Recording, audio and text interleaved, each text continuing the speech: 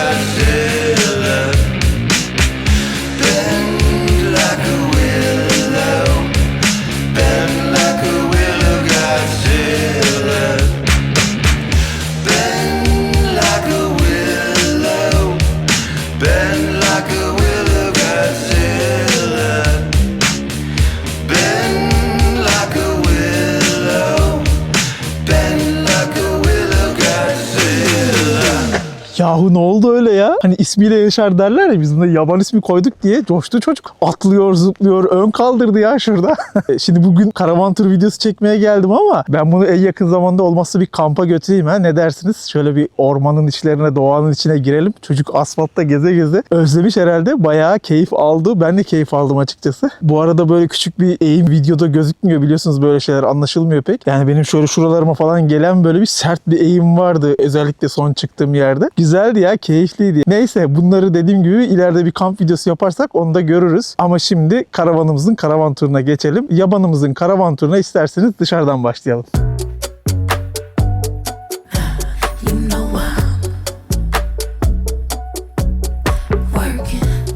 Karavanımızın markası Mercedes Sprinter. Yılı da 2021 model. 3,5 ton taşıma kapasiteli bir karavan. Panel van olarak aldık biz. Bayağı da böyle temiz bir arabaydı. Çünkü aldığımızda içini kaplamışlar. Söktüğümüzde içi pırıl pırıl çıkmıştı. Bayağı hiç kullanılmamış gibi bir şeydi. Dışında da öyle bir kazası falan da yok aracın. O yüzden de güzel bir araç, güzel bir fiyata almıştık, hatırlayanlar bilirler. Tek dezavantajı sadece biraz uzun yol yaptığı için biraz kilometresi fazlaydı. Kaç bindeydi bu ya?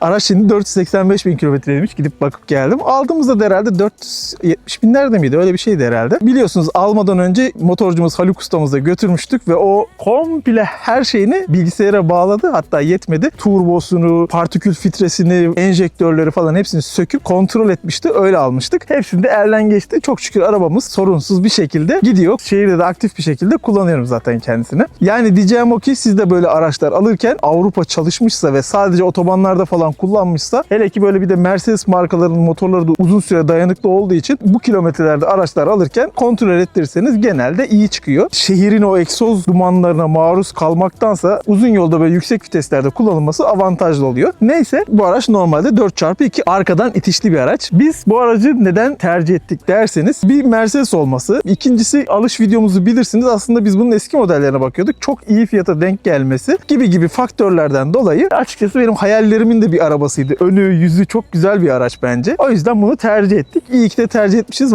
Gerçekten çok memnunum araçtan. Ama bizim tabii dışında dokunuşlarımız da oldu. Sevgili Crawler'a buradan selam olsun. Kendileri zaten offroad araçlar yapıyor biliyorsunuz. Bu aracı da 4x2 olmasına rağmen böyle 4x4 gibi gösterecek çeşitli dokunuşlar yaptık. Neler işte ön tampon demiri, lastiklerin büyük ebata çevrilip böyle offroad, hatta MT yani tamamen çamur lastiği gibi bir lastik kullanma, yukarıdaki bu tavan sepeti, önündeki bu lambalar, arkadaki zaten bisiklet taşıyıcısı, o dolaplar, benzin bidonu falan filan derken böyle yanındaki o kum paletleri de son dokunuşlarla beraber çok güzel oldu. Aslında hedefim de hayallerim de bu arabanın bir rengini mi değiştirsem, bir şerit mi atsam diye çeşitli düşüncelerimiz vardı ama biliyorsunuz işte bu dönem böyle biraz bunlarla uğraşacak bir dönemim olmadığı için o yüzden dışını böyle bıraktık. Şimdilik beyaz olarak devam edecek hayatına, belki ileride değiştiririz. Çok uzatmak istemediğim için kısa kısa geçiyorum. Aracın dışında merak ettiğiniz bir şeyler varsa yorumlardan bana yazarsanız oradan cevap veririm. Hadi o zaman geçelim kokpite.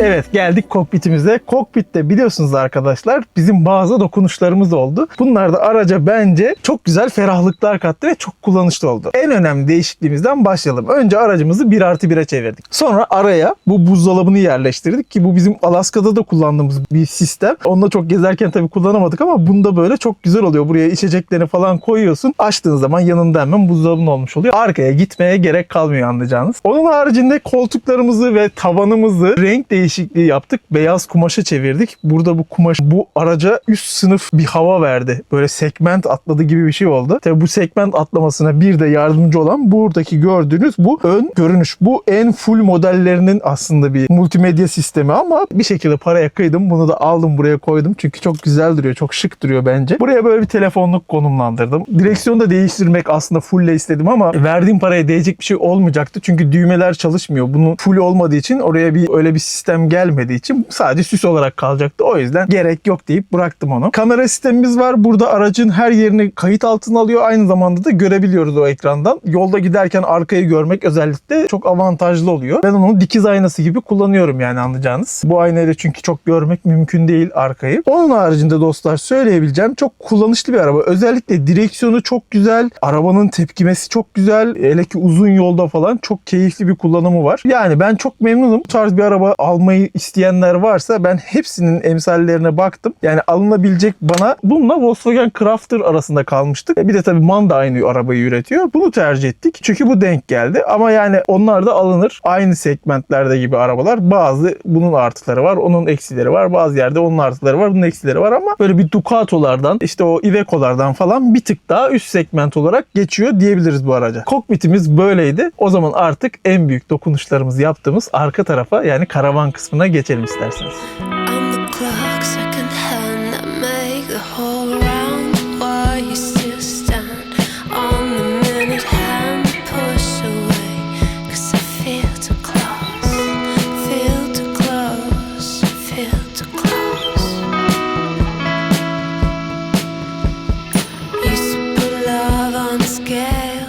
Buradaki açı tamamen çöp oldu arkadaşlar. Çünkü netlemeyi yapamamış kamera. Tek başına işte bunu ayarlamak falan kolay değil. Geliyorsun ayarladım zannediyorsun. O sonra gidiyor başka yere bir odaklıyor. Ondan sonra Ümit konuşsun dursun. Geçen hafta da karavan turu çektin Ümit'ciğim. Hani Alaska'nın onda zor olmadım veya normal videoda çektin tek başına falan derseniz açık alanda veya Alaska gibi büyük karavan çekerken yine bir nebze zorlanıyorsun ama yine idare ediyorsun. Hem zaten karavan turu videosu çok zor. Hem de bu küçük bir karavan olduğu için işte o açıyı ayarlamak falan gerçekten beni bayağı zorladı. Bugün cumartesi günü işte cuma çekimi yaptım. Cumartesi ben şu an tekrar bir daha eksiklerini falan çekiyorum. Bir sürü çöp olan görüntü var. Pazara yetiştirebildim mi? Valla bilmiyorum. Şu an saat 6.30. Ben hala videonun buradayım yani düşünün yani.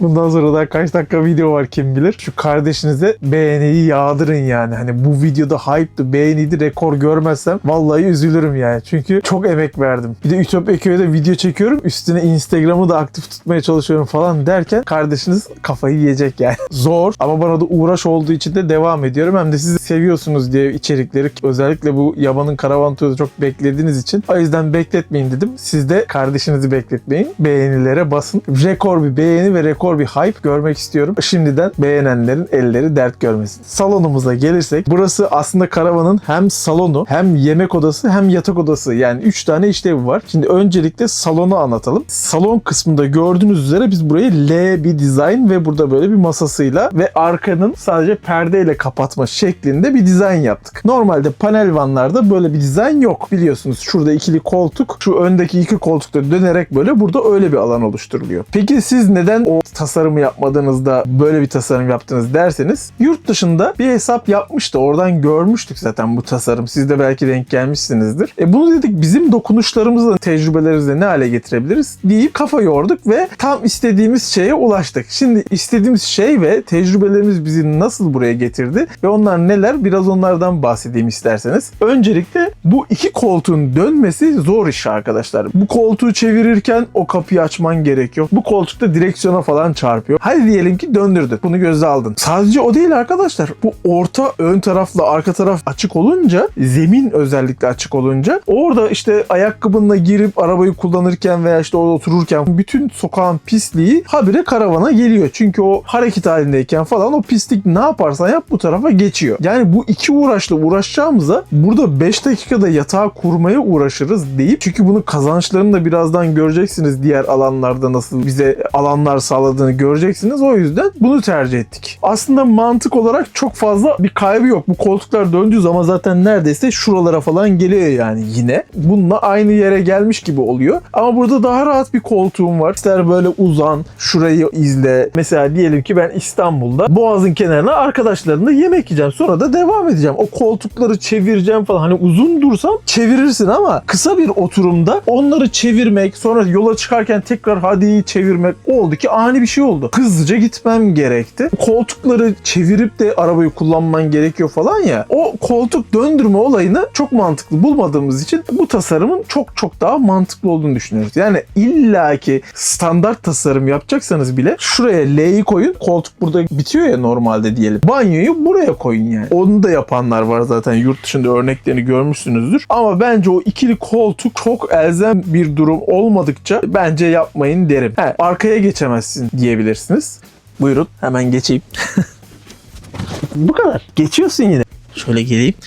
Hani çok acil bir şey olursa da yine geçmek istersen geçebilirsin. Onun haricinde de sadece o mu dersiniz değil. Mesela bu tasarımı yaptığınızda gördüğünüz üzere şu alt 2 tane bunun gibi böyle kocaman 2 tane çekmece alanı kazanıyorsunuz ve sadece bu koltuk değil, bu koltuğun da altı var. Hem saklama alanımız var. Büyük bir Eberspäher ısıtıcı koyduk ve bütün elektrik sistemimizde aynı zamanda burada yer buldu. Dediğim gibi saklama alanı olarak da size avantajı var bu tasarımın. Başka ne var dersiniz? Rahatlık var. O koltuklarda oturmak var, bir de burada oturmak var. Daha fazla oturma alanı da sağlıyor. Yani biz bunun üzerine çok düşündük ve bizce böyle bir tasarımın daha mantıklı olduğuna karar verdik ve o yüzden de böyle bir koltuk sistemi kullandık. Peki Ümitciğim, bu koltuk haricinde burada ne var derseniz, salonumuzda mesela burada karşılıklı 2 tane büyük boy camlarımız var. Bu camlar böyle zaten biliyorsunuz karavan tipi hazır sineklikleri, perdeleri üstünde geliyor. Aynı zamanda çift cam. Cam da değil bu arada. Plexiden karavan tipi cam. Böyle kilit mekanizmalı ve pistonlu dışarıya doğru tam boy açılan camlar bunlar. Bunlar gerçekten bence en ideal camlar. Burada yine üstlerde dolaplarımızı kullandık. Burada bayağı büyük bir depolama alanı çıktı. Hem böyle çok daraltmadık. İki taraftan kullanmadığımız için burayı böyle boğmadı. Kapı tarafını rahat bıraktık. Bu tarafı sadece koyduk. Zaten renkleri söylemiyorum gördüğünüz için. Burada böyle bir açık renkler, ferah bir ortam oluşturduk. Ahşabında seçtiğimiz işte bu Alman meşeyle şuradaki renk veya tavandaki kotonla bu kumaşın uyumu falan. Zaten buralarda bence biz iyiyiz. Özellikle şu zemindeki taş deseni falan da katarsak karavanın içinde içinde çok ferah bir ortam oluştu. Klima var. Karavanda klimayı da bir de kullanabiliyoruz. Hatta açayım ben şu an. Gerçi biraz ses yapabilir ama en azından görürsünüz. Şu an 13.2, akşam 6.30. Artık güneş görmüyor karavan. Ama şöyle mikrofon alayım ben yine. Yani bir önceki videoda aslında ölçümünü yapmıştım bunun. Böyle konuşurken 1 saat boyunca açmıştım ve hiç 13.2'nin altına düşmemişti güneş varken. Güneş yokken de az önce bir deneme yaptım. Yine 13'lerde falan kalıyor. Yani enerji sistemi bu karavanın çok iyi. Klimayı çalıştırabiliyor. 2 tane buzdolabı ve gördüğünüz bütün aydınlatmaları, hidroforu, elektrikli tuvaleti falan her şeyiyle çok rahat bir şekilde idare edebiliyor yazın. Bu arada beynim dondu ya.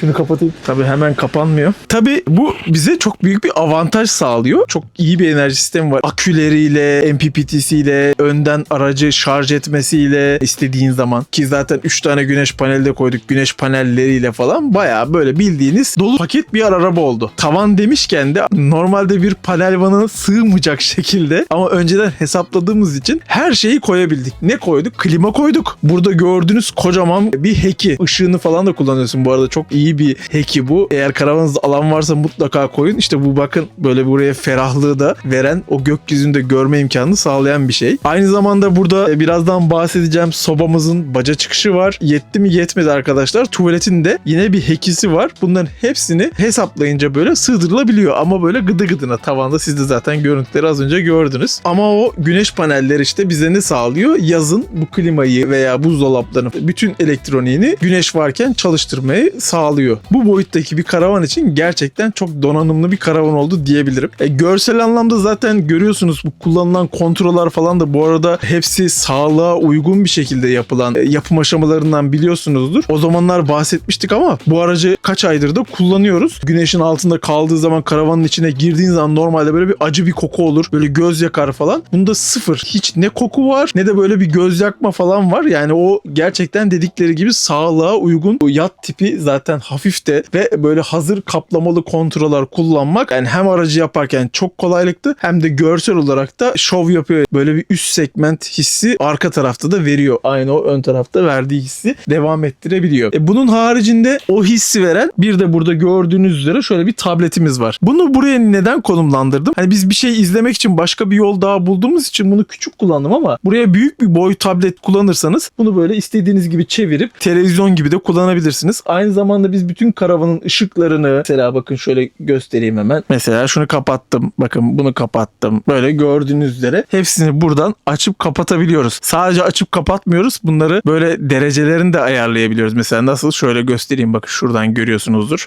Veya böyle gördüğünüz üzere renklerini de böyle seçebiliyoruz. Sarıda kalsın ok diyelim. Sadece ışıkları mı kontrol ediyor? Hayır. Burada aynı zamanda buzdolabını basayım mesela.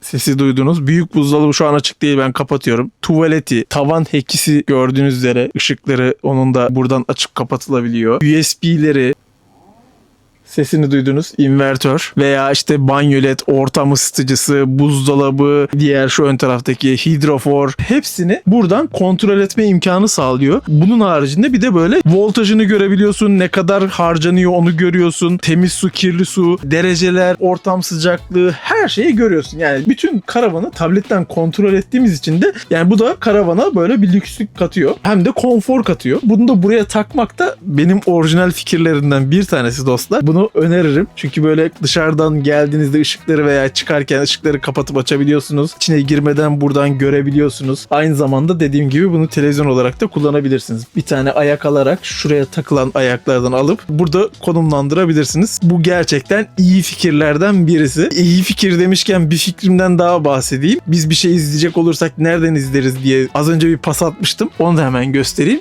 Burada şöyle bir tane perde var. Bizde bir projeksiyon var ama büyük o. Buraya küçük bir şey alırsak bu perdeyi de böyle burada, hatta şöyle şu sinema keyfinde rahatça oturup hatta yatak olarak dönüştürdüğümüzde bile çok keyifli bir şekilde bir şeyler izleyebileceğiz. Bir de arkadaşlar bunun yanında bizim vazgeçilmezimiz olan karavana soba ekledik. Bu salonda sobayı seviyoruz. Evet, döküm soba diğer karavanda yangın tehlikesi çıkartmıştı. Ama bu tip sobayı biz uzayda çok uzun süreler kullandık. Herhangi bir sorun yaşamadık. yaşamıyorsun. Çünkü döküm kadar ısınmadığı için, karavan tipi bir soba olduğu için daha korunaklı, daha dikkatli oluyor. Çünkü çok yüksek ısılara da ulaşmadığı için de etrafına bir tehlike oluşturmuyor. Yine biz önlemlerimizi alacak şekilde her şeyi yaptık. Umarım bir problem yaşamayız. Bunun bol bol keyfini yaşarız. Çünkü soba dediğinizde gerçekten aşırı keyifli. Sadece ısıtma anlamında değil, keyif anlamında da kullanıyoruz. Çünkü bizim ısıtma anlamında zaten görmüşsünüzdür. Burada hemen kumandası olan Eberspacher'in bir ısıtıcısı var. Büyük boy kullanmıştık. Bildiğiniz fırın yapıyor. Biz karavanı bir kere denedik burada. Yüksek derecede falan kalırsa yatamazsınız yani.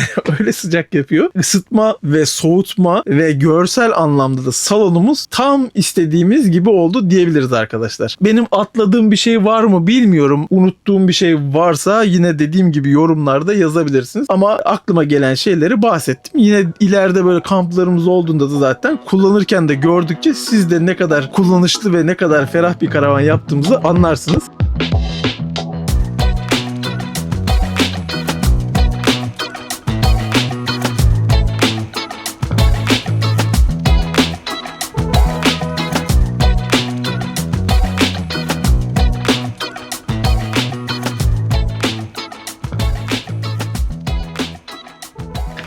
Bunu yine ben ayrıntılı şekilde görseller koyarım ama şu an konuşma pozisyonumuzda şöyle geçersem eğer, arkadaşlar gördüğünüz üzere bu yemek masamızı bu tarz bir masa ayağıyla kullandık. Bu çok kullanışlı bir ayak değil mi ya? Bakın böyle isterseniz hani kalkacağım dediğinizde şöyle hemen tık bu tarafa al, buradan kalk, ne bileyim işte başka arkadaşlarınız geldi dikine kullanmak istediğinizde bu tarafa böyle çevirdiniz, buraya da biri oturdu falan veya şu tarafta kalsın dediniz bu tarafa aldınız böyle tamamen gibi aşağı yukarı istediğiniz gibi ayarlanıyor. Kullanımı da çok keyifli, çok kolay. Yani burada yemek yemek istediğinizde mutfak kısmında çalışırken hiçbir şekilde bu masa bir engel oluşturmuyor. Aynı zamanda bunun böyle hareket etmesi dediğim gibi hani hazırlasanız bile üstünü oynatmanız falan çok kullanışlı olduğu için ve böyle yaslanmada falan da dayanıklı da güzel de bir malzeme yapmışlar. Şu birleşim yerleri falan böyle dayanıklı. Bayağı böyle kullanışlı bir şey olmuş. Biz de üstüne böyle bir tablo yaparak burayı güzelleştirdik. Bu tablo fikrini de çok hoşuma gitti onlarda. İzmirli bir çift. Trailofas belki biliyorsunuzdur. Hatta yeniden karavan videoları paylaşmaya başlamışlar. Onlara da selam olsun. Onlardan gördüm. Hoşuma gitti. Ben de bunu da uyguladım. Aslında bu karavanın tasarımına böyle çok modern gittiği için böyle ahşap çok sokamadık. Biliyorsunuz biz de tasarımlarımızda ahşabı çok severiz. Birkaç dokunuşumuz oldu. Tabii bu 2 kişiyi şuraya oturtursak, 2 kişi buraya oturtursak, 4 kişi hatta şuraya bir sandalyeyle falan otursa 5, belki sizin şu an durduğunuz yere bir olsa 6 kişi zorlasan oturur mu? Oturur. Çay kahve için oturur ama yemek yeme için bence ideal maksimum 4 olması bu karavan için yeterli gibi gözüküyor. Yani 4'ün üstünü biraz zorlama olur gibi geldi bana. 4 kişi çok rahat bir şekilde burada yemek yer. Sosyal medya içerik üretme olduğu için genelde işlerimiz online oluyor. Onların hazırlıkları vesaireleri böyle çalışma işlerinde yaparken veya herhangi bir yazı yazmak, bir resim yapmak veya bir kutu oyunu oynamak gibi böyle çeşitli alanlarda da bu düzen ve bu masa gerçekten kullanışlı olur. Yani sadece yemek masası olarak değil, başka alanlarda da kullanabilir. Bunu da değerlendirebilirsiniz. Biz de ileride değerlendiririz inşallah. Yemek kısmı da böyleydi arkadaşlar. O zaman isterseniz artık yavaş yavaş mutfağımıza geçelim.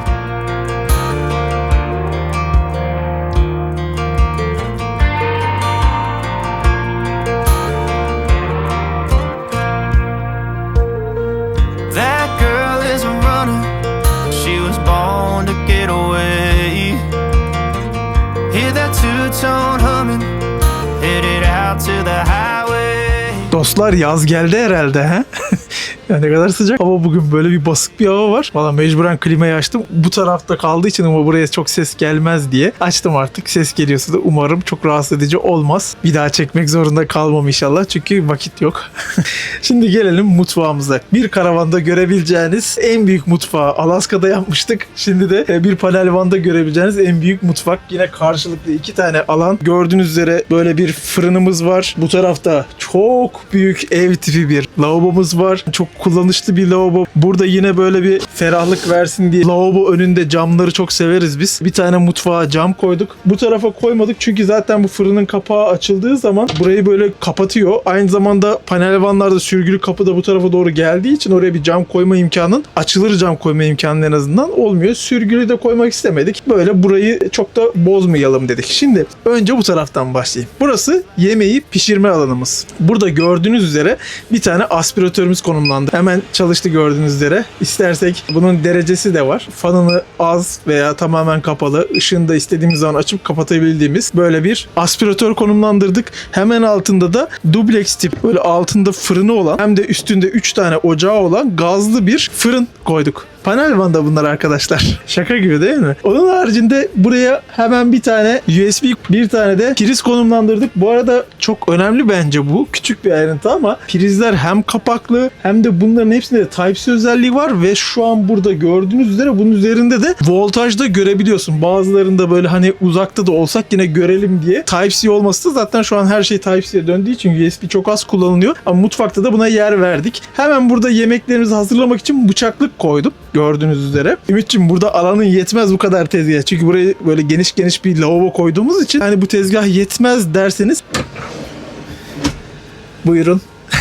Bir tane de buraya açılır bir tezgah yaptık. Burada böyle bir alan kalmıştı. Yapıyoruz, bunu da yapalım ya dedik. Gerçekten inanılmaz böyle bir mutfak oluyor burası. Yani böyle bir şef çalışır burada. Aynı zamanda 2 kişi de bile çalışabilir arkadaşlar çok rahatlıkla. Diyelim ki ben burada sebze yıkıyorum diyelim veya bulaşık yıkıyorum diyelim. Bu tarafta da biri böyle sebze falan doğrayabilir. 2 kişi çalışabilir şekilde bir genişlikte yaptık. Ya inanın şu arası belki de bizim Alaska'dan daha geniş olabilir. Onda davlumbazlardan dolayı dar kullandığımız için bunu da böyle geniş yapabildik. Burada üst dolaplarımızı kullandık. Geniş. Ben buraları dolduramadım. Çünkü o kadar çok yer var ki eşya bulamadım açıkçası. Böyle gördüğünüz üzere karşılıklı hepsi kilitli olacak şekilde böyle kulpları. Bunlar önemli çünkü yolda açılmasın diye. Böyle çekmecelerimizde mesela frenli çekmece. Böyle kendisi çekiyor gördüğünüz üzere. Şöyle. Bu arada bardak buraya büyük gelmiş. Neyse şöyle kendisi de çekiyor. Aynı zamanda yolda da böyle direkt açılmasını engelliyor. Yani şu bir fren tutuyor. Kullanışlı bir şey oldu. Aynı zamanda buraya da böyle bir baharatlık falan koymak için dik bir çekmece alanı kalmıştı. Buraya da onu yerleştirdik. Burada yine bir baharatlık yaptım. İşte bu dokunuşlarımızdan mesela bir tanesi. Bence tatlı durdu. Sıcaklık da verdi. Çünkü çok modern. Biz alışkın değiliz herhalde arkadaşlar. Böyle rezidans gibi böyle lüks bir ev havasında olunca illa bir yerlerine işte sobayla, masayla, bunun gibi dokunuşlarla, hatta bu resim falan çerçeveleri koyduk. Birkaç tane de aldım. Şuraya da belki ileride koyulabilir diye birkaç bir şeyimiz var. Hatta şurada çekmecede olması lazım. Evet, burada. Şöyle gibi bir şey, şöyle bir çiçeğimiz var kurutulmuş. Koyulabilir mi?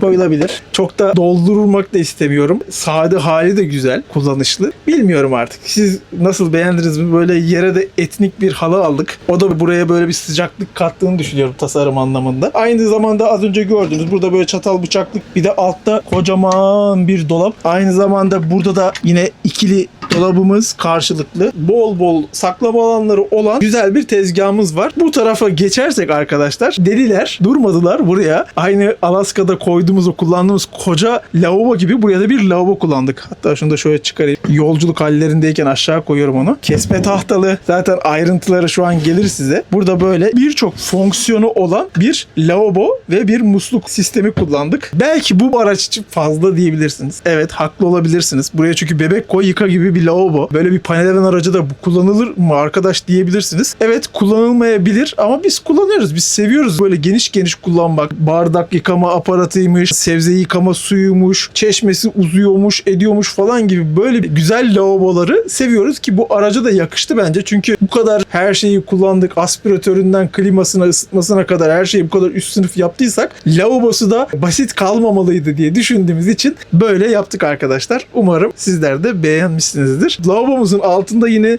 şurada bak, özellikle bu çekmecede gördüğünüz üzere lavabonun hortumuna göre şekillendirip yine de onu boş bırakmadık. Altında yine büyük 2 tane daha çekmecemiz var. Burada neredeyse tam boy 2 raflı dolabımız var. Yetti mi arkadaşlar? Yetmedi. Hemen üstlerinde de yine böyle geniş 2 tane karşılıklı böyle dolaplarımız var. Bunları öne doğru çok getirmedik ki aracı boğmasın diye. Ferahlığından da çalmasın diye. Ama ferahlığından çalmamasının en büyük özelliği gördüğünüz üzere tuvalet banyoyu arkaya yatay olarak koymamızdan kaynaklanıyor. Bu tasarım dilinde belki yataktan fedakarlık ediyorsunuz. Birazdan yatak alanını göreceksiniz. O yataktan fedakarlık ediyorsunuz ama böyle kocaman bir mutfak alanı, bu kadar ferah ferah ta buraya kadar boy kesen bir şey olmaması, öne kadar açık olması ki burası arkası 4.30 uzunluğunda 3 metre boyunca dikine kesen bir şey yok. Ön tarafı da dahil ederseniz yani 4 küsür metrelerce, yani bu bir semi entegre bir aracın falan içi gibi bir görünmesinin sebebi, böyle ferah gözünmesinin sebebi işte bu tuvalet banyoyu arkaya koymamızdan kaynaklanıyor. Ama tuvalet banyoya gelmeden önce zaten bu tarafta gördüğünüz üzere ikinci buzdolabımızı konumlandırdığımız için karşısına da aynısını kopyaladık. Buraya da böyle bir dolap koyduk. Burada da yine aynı şekilde böyle gördüğünüz üzere burada da bunlar o kadar büyük ki arkadaşlar, hem derinlik olarak 50 santim hem en olarak 50 santim hem yükseklik olarak bak şurası nereden baksan 70 santim falan. Yani kocaman ev dolabı gibi dolap. Altlarını bile boş bırakmadık. Ayakkabımızı koyarız vesaire dedik. Bu tarafta gerçi hidrofor var ama yanında yine boş var. Orada tam tekerleklere denk gelen yerler. Oraları bile böyle dolu dolu kullandık. O zaman hazırsanız hadi geçelim arka tarafa, tuvalet banyoya.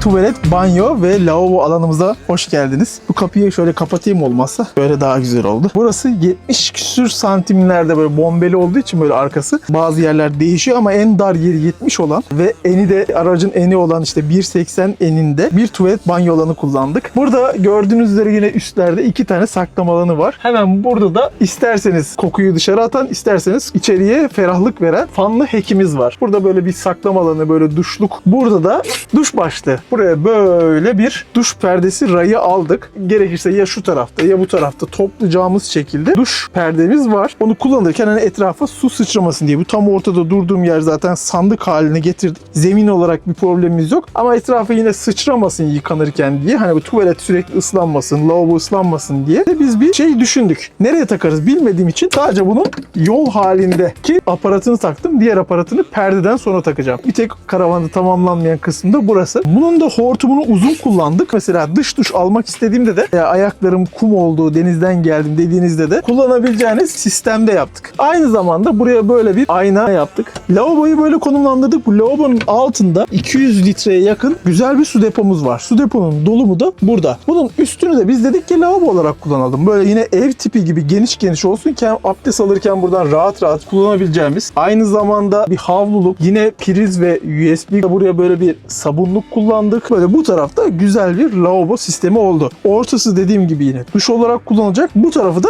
tuvalete ayırdık. Taht tipi denilen kasetli tuvalet var. Bazı eksiklikleri vardı. Şu içinde tahareti yoktu. Ben buna bir taharet uydurdum arkadaşlar ki çok güzel oldu. Gördüğünüz üzere şu musluğu bununla açarak kapatarak çok rahat bir şekilde kullanıyoruz. Şurada bir deliğimiz kaldı. Aslında ben bunu buraya konumlandıracaktım. Burada bir hata yapmışım işte. Her zaman düşünemeyebiliyor insan. Buzdolabının geleceğini unutup ben boru sistemini buraya göre döşemişim. Sonra buzdolabı gelince dedik buzdolabı giremiyor buraya. Burada bir delik kaldı. Oraya böyle süs gibi bir şey artık uyduracağız. Tuvaletin çıkışını da hiç aracı delmeyeyim dedim. Hazır taht tipi kullanıyorken nasıl olsa bizim kapımız açılıyor. Arkada olması daha kullanışlı olur diye düşündük. Hem de böyle aracın kasasını da hiç kesmeden çok güzel hallettik böyle. Çöp kutusunu, fırçasını ve tuvalet kağıtlarını o aracın arka kapısına denk getirdim. Kapattığımızda o da tam böyle burada elini ayağına böyle şurada oturuyorsun ya. Burada tam böyle eline ayağına falan denk gelmiş oluyor. Burada da böyle bir ışık yine kullandım. Hani şunların üstünde de ışıkları var. Yine tabletten yakabiliyoruz. Bir tane de böyle bir olsun dedim. Bunu kendim uydurdum. Şöyle üstüne de düğme koydum. Kapı kapaklarında şöyle cam alanları bıraktık. Gerçi sonradan dış üniteler gelince onlar kapanmış oldu. Çok görülür halde değiller ama yine de böyle tatlı bir hava verdi oraya. Tuvaletimiz de bu şekilde. Normalde karavanlarda burasını yatak olarak kullanıyorlar. Şimdi birazdan anlatacağım yatağı sürekli bir yatak olması yerine kur toplalı bir seçenek yaptık. Ama kazandığımız böyle kocaman bir banyo tuvalet, aynı zamanda kocaman bir mutfak ve kocaman bir oturma alanı kazanmış olduk bu sayede. Panel van araca bunları sığdırmış olduk. Çok mu şey kaybettik derseniz değil. Ev tipi gibi yatak koyamıyorsun zaten. Burasının eni kullanılır 1.76 mı kalıyordu? Öyle bir şeydi herhalde. Tam uzandığın zaman rahat rahat sığabileceğin bir araç değil. Çözüm olarak buraları kesip böyle bombeler yapıyorlar. Yatağı da oraya denk getirip falan böyle genişletmeye çalışıyorlar falan ama çok kullanışlı değil. Bir de yatağın enini de böyle maksimum 1.20 falan kullanabiliyorsun ki aracın içi sıkışmasın diye. 1.20'ye 1.75'lik sabit yatak koyacağımıza ondan fedakarlık edelim. Yatağı açalım, kapatalım. Biraz uğraşı verelim akşamları, sabahları dedik. Gelin hadi o zaman nasılmış o yatak sistemimiz ona geçelim.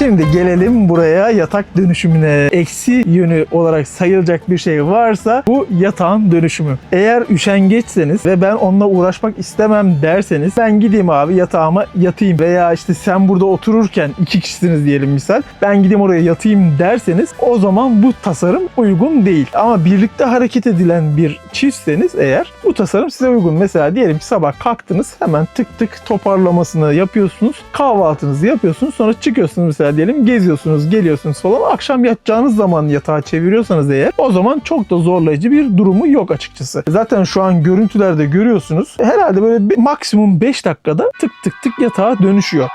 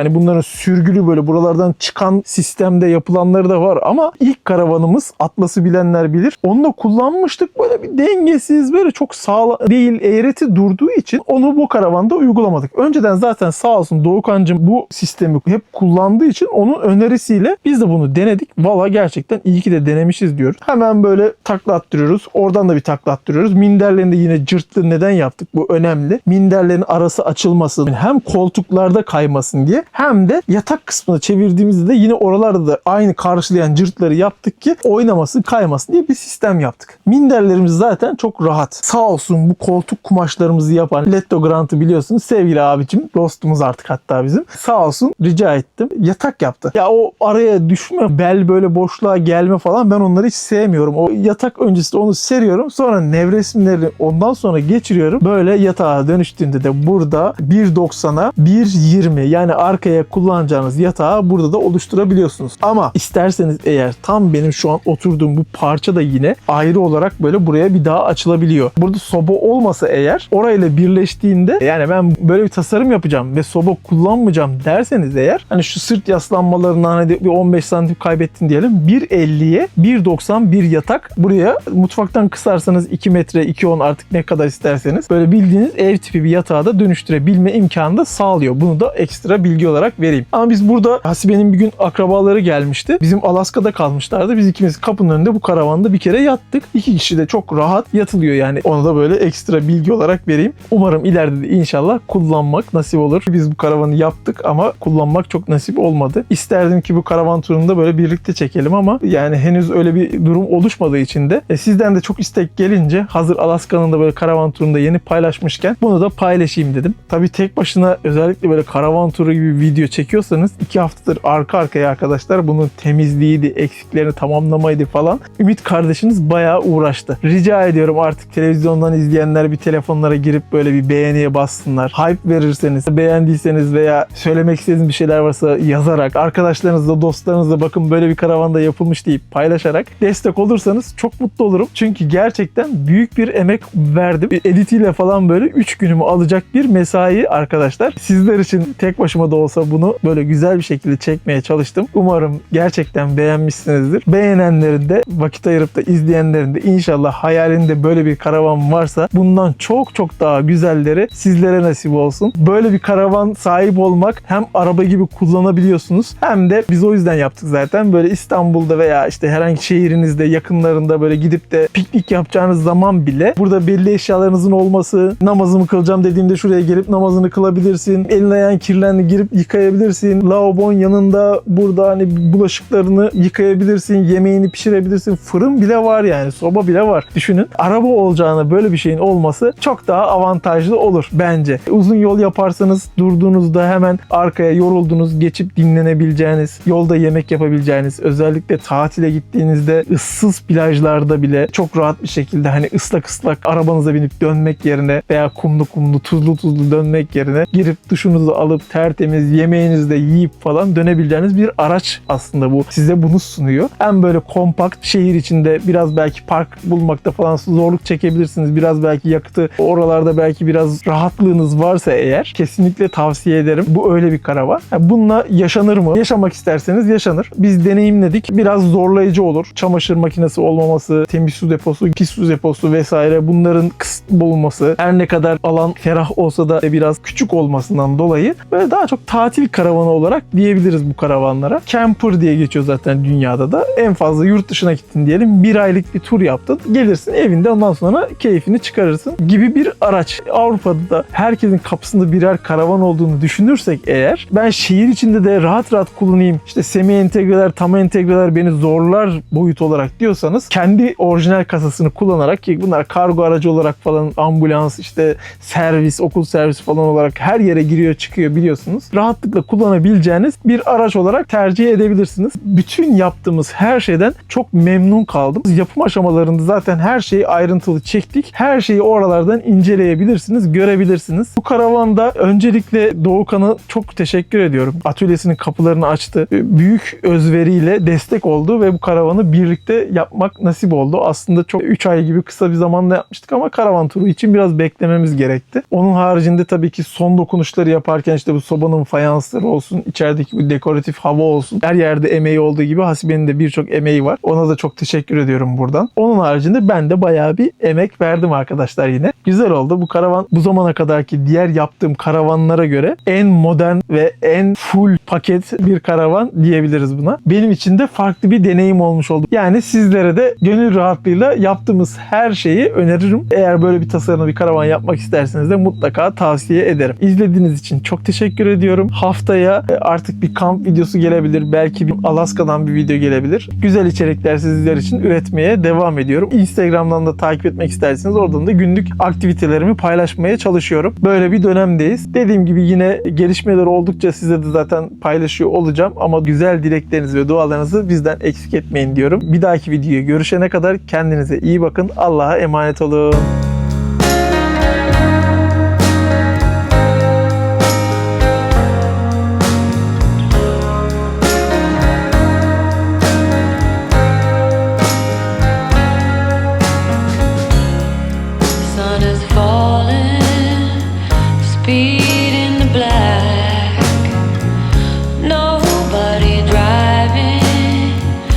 We're in the back to the end of the world.